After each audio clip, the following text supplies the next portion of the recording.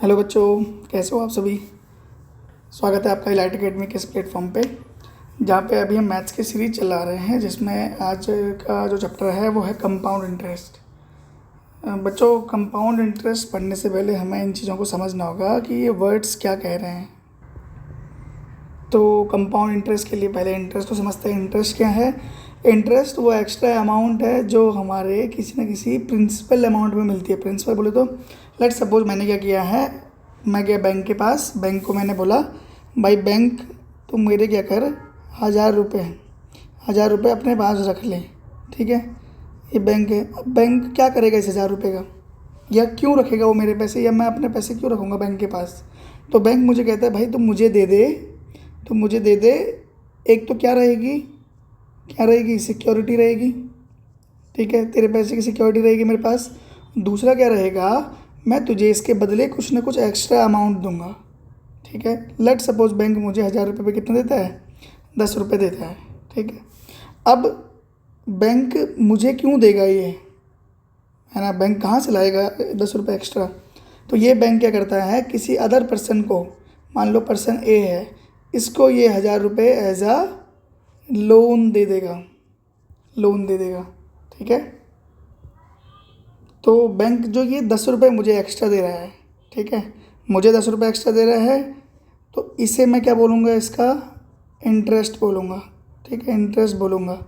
किस चीज़ का इंटरेस्ट है ये वो इंटरेस्ट है जो मैंने बैंक के पास पैसे जमा किए थे, बैंक ने मुझे एक्स्ट्रा पे किया। ठीक, अच्छा बैंक ये 10 रुपये लाएगा कहाँ से, तो बैंक क्या करेगा, इसको ए को ये 1000 रुपये लोन देगा और इससे कुछ ना कुछ रिटर्न लेगा, जिसे फिर से हम क्या बोलेंगे, इंटरेस्ट बोलेंगे। ठीक है, समझे। तो बैंक के पास मेरे पैसे गए, बैंक मुझे भी इंटरेस्ट दे रहा है, बैंक किसी और को लोन दे रहा है तो उससे भी इंटरेस्ट ले रहा है। आखिर ये मैथमेटिक्स होगी कैसे, इसी सब को हमें कहाँ पढ़ना है, कंपाउंड इंटरेस्ट में पढ़ना है। अब लेट सपोज ना, वो बैंक भी हो सकता है, कोई और पार्टी भी हो सकती है, कोई थर्ड पार्टी, कोई इन्वेस्टमेंट, कुछ भी हो सकता है।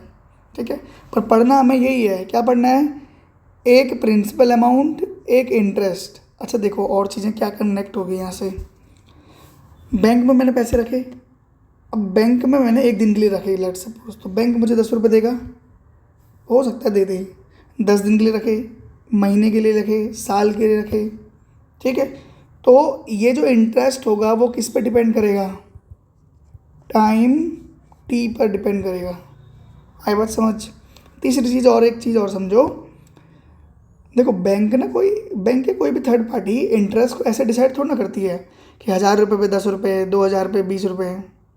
ठीक है, वो क्या होता है, एक परसेंटेज की फॉर्म में होता है, कुछ एक फिक्स परसेंट ऑफ प्रिंसिपल का कुछ फिक्स परसेंट आपको रिटर्न किया जाएगा।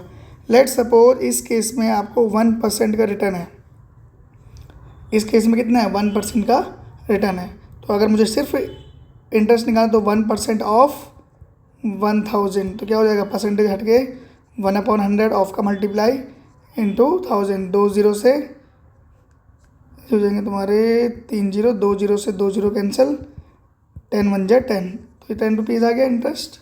ठीक है, तो यहाँ से समझो कि रेट हमेशा किस में होगा, परसेंटेज में होगा। ठीक है, अब बच्चों इस केस को थोड़ा सा मैं अब अरेंज कर लेता हूँ। ठीक है, तो मैंने क्या कहा, मैंने कहा तुमसे इंटरेस्ट डिपेंड करेगा पहले तो प्रिंसिपल पे। ठीक है, प्रिंसिपल पे डिपेंड करेगा। ठीक है, दूसरा ये डिपेंड करेगा हमारे टाइम पे। तीसरा डिपेंड करेगा रेट ऑफ इंटरेस्ट पे। ठीक है, तो ये तीन चीज़ें क्या होंगी, इंटरेस्ट से कनेक्टेड होंगी। ठीक बच्चों, कंपाउंड इंटरेस्ट पढ़ने से पहले हमें एक और इम्पोर्टेंट चीज़ को समझना होगा, जिसे कहते हैं सिंपल इंटरेस्ट।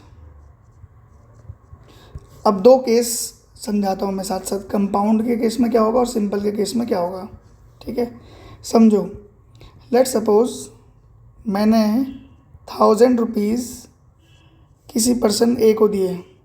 ठीक, कितने टाइम के लिए, तो टाइम हो गया इसका 5 ईयर। ठीक। और रेट ऑफ इंटरेस्ट मैंने कहा भाई 10% लूँगा मैं तेरे से, ठीक है। यहाँ पे भी क्या किया, 1000 रुपये, 1000 रुपये किसको दिए, ए पर्सन को दिए, सेम 5 ईयर, ए को नहीं अभी बी को देंगे, और टाइम हो रेट हो गया 10%, ठीक।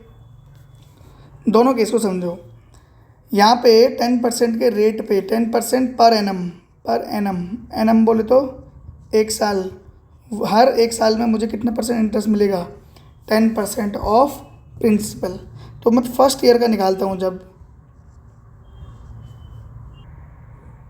तो पहले साल क्या होता है, बैंक मुझे इंटरेस्ट देगा, कैसे देगा, फर्स्ट ईयर का बैंक कहता है भाई 10% ऑफ अपना प्रिंसिपल ले जाओ, मतलब 1000 का 10%, ठीक है। तो ये हो गया तुम्हारा 10/100 इंटू 1000, 20 कैंसिल, 10 जा 100 रुपीज़। तो बैंक मुझे पहले साल कितना इंटरेस्ट देता है, 100 रुपीज़ इंटरेस्ट देता है, ठीक। मैंने 5 साल के लिए रखा है, तो बैंक कहता है भाई देखो तुम्हारा एक साल का जितना इंटरेस्ट बना है उसी को तुम 5 से मल्टीप्लाई करो, मतलब उसी को 5 बार मल्टीप्लाई करो 5 ईयर के लिए, और वो टोटल तुम्हारा क्या हो जाएगा, इंटरेस्ट हो जाएगा। इट मीन्स यहाँ पे इंटरेस्ट किस पे डिपेंड कर रहा है, तुम्हारे प्रिंसिपल पे डिपेंड कर रहा है।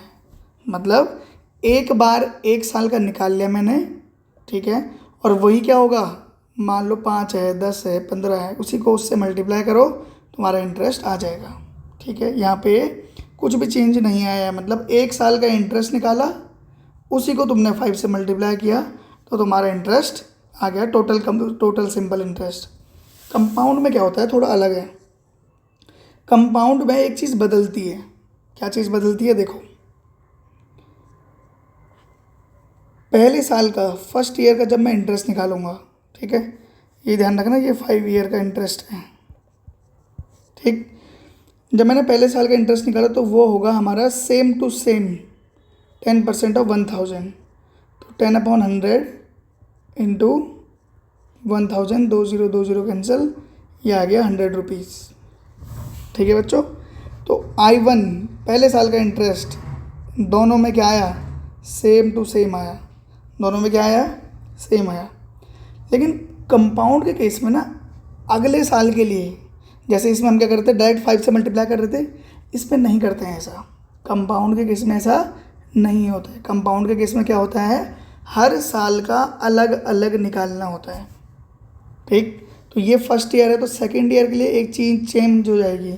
सेकेंड ईयर के लिए ये जो 1000 था पहले, अब वो चेंज होके बन जाएगा पुराने प्रिंसिपल में नया वाला इंटरेस्ट ऐड करके, तो 1000 प्लस 100, तो ये हो जाएगा 1100।